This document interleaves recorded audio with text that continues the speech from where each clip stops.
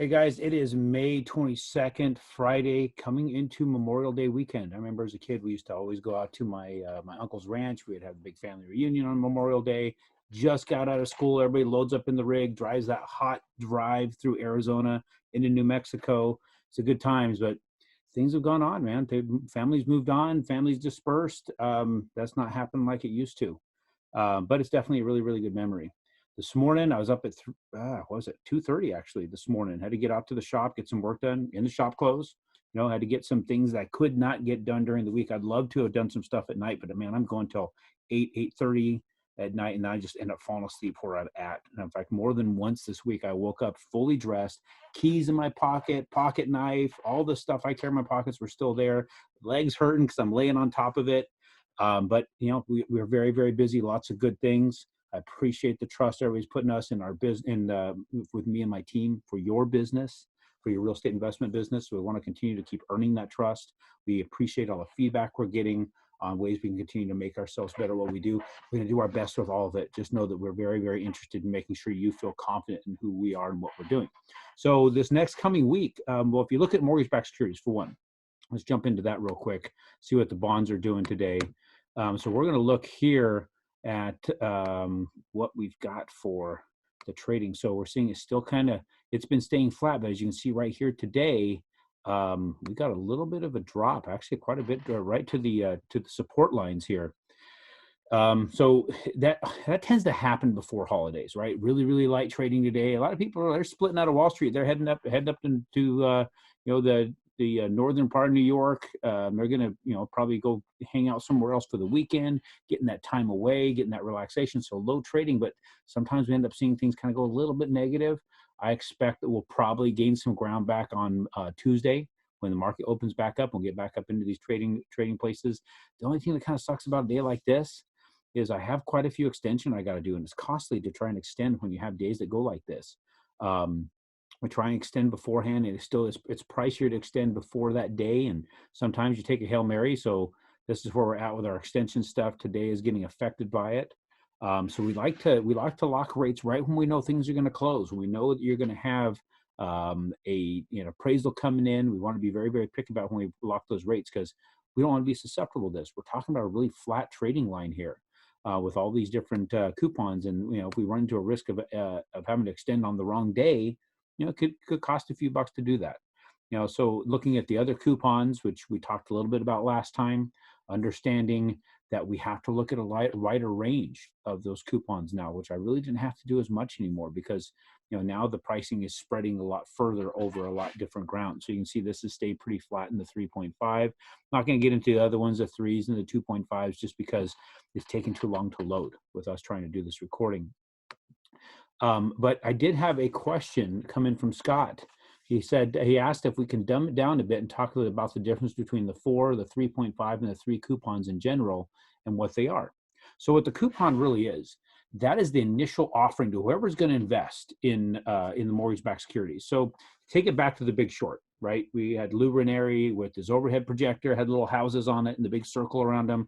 He was talking to that pension fund manager. He was talking about them putting in their money into those pools and get any return on that investment. Whatever coupon they choose, whether it be, right now the 2.5, the 3, the 3.5, the 4, the 4.5, and on up, those ones are dependent upon, where those are sectioned off based upon going to a little bit more of a secure investment. Well, what is believed to be more secure, such as your owner occupied properties, putting 20 or 25% down with, 740 plus credit scores with certain debt to income ratios. That's going to go into your really, really, really low coupons. That's where they give everybody the greatest interest rates, right? And because of that, they believe it's a very, very secure place to put your money. It's going to a secure borrower. It's going to a person who it's also going to a place where it's a good chance they're going to ride that out for the long term, the entire 30 years. So whoever puts their money into those lower coupons are getting very low return on investment. 2% or 2.5% is not a big return, but they're expecting their money to be very safe. It's going to be paid back to them on a regular basis. They don't have to risk it. It's not going to get paid off early. It's not going to get refinanced early, and it's also guaranteed by Fannie and Freddie, whoever they're funneling that money through. So why is it, you might say, well, if it's a 2.5 coupon, why am I seeing interest rates in the high twos or low threes? We have to also know that that's just what's paid to the people putting that up. That's that pass-through rate going to whoever put the money in there. Then you have to get that money distributed. It doesn't just go right out the door from the source to people guaranteeing it, people making collections of payments, people packaging that up, underwriting it, ensuring it's accurate. Have to go through a lot of government auditing on all of they audit the money going out, they audit the paperwork going back. There's thousands of dollars spent per transaction to ensure that's in there. So that's why you're never going to see the base rate match the coupon. You're going to see it, probably 0.75% or higher, because they have to be able to cover all that expense in the middle. Fannie and Freddie have to guarantee this. They got to get paid for the guarantee. They can't just stamp it and say, okay, we're just going to sit here and not collect anything for what we do.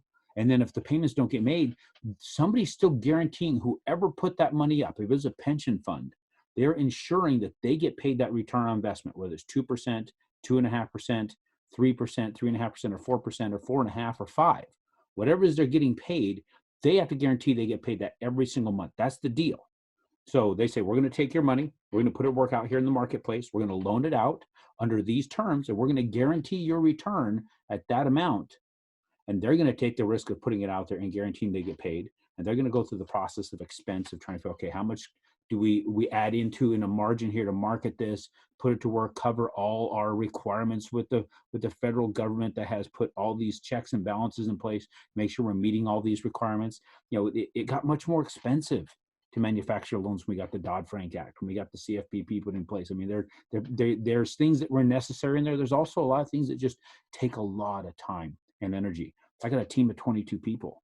I can't get done what we need to get done on these loans without multiple people touching that, right? So just know that we're only one piece. You still have the auditing that goes on behind the scenes. You still have the securitizing. You still have the guaranteeing. You still have all the auditing goes on the Wall Street side. There's a lot that goes into it. So each one of those is based upon what they believe is a safer investment, but a lower return.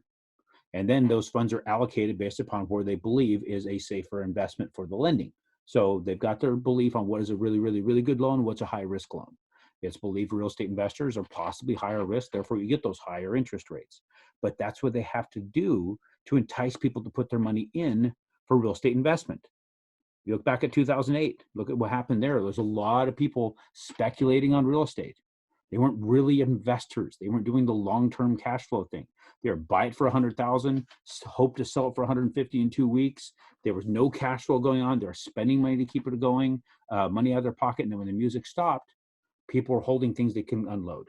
So of course there's going to be some thought of risk there, because there's a lot of people that took a bath in putting their money into mortgage-backed securities back in. So that's the long and the short of it. It's not great detail, but hopefully it helps kind of understand why there is different coupons and why we have to look at different coupons for different things, and where you have to, basically the pricing is going to be based upon how much money is available that day and what's going in and out of it.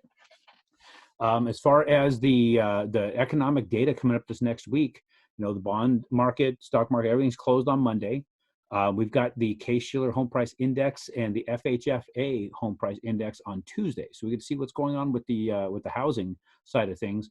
Thursday, GDP is getting released. We get to see what's going on within our economy. Well, how robust is the economy on Thursday? So pay attention to that stuff. Friday, we get the PCE, which is the Personal Consumption Expenditures Index, which is the Fed's favorite measurement of inflation. Now, we do know also the Fed's inflation measurements are based upon only a few things, a small handful of items that they're keeping track on. Food costs is not in there, certain energy costs. We know some part of the core inflation is being influenced with what's happening with the COVID thing and whatever, and where people are not spending money right now. But I'm also seeing cost of living is going up in a lot of ways. Food cost is going way up. The toilet paper index is spiking. We start thinking about those things. So when you consider all of that, inflation's high in some places, not so high in others, the cost of oil, all those kind of things. I've been also asked to comment on a deflationary environment.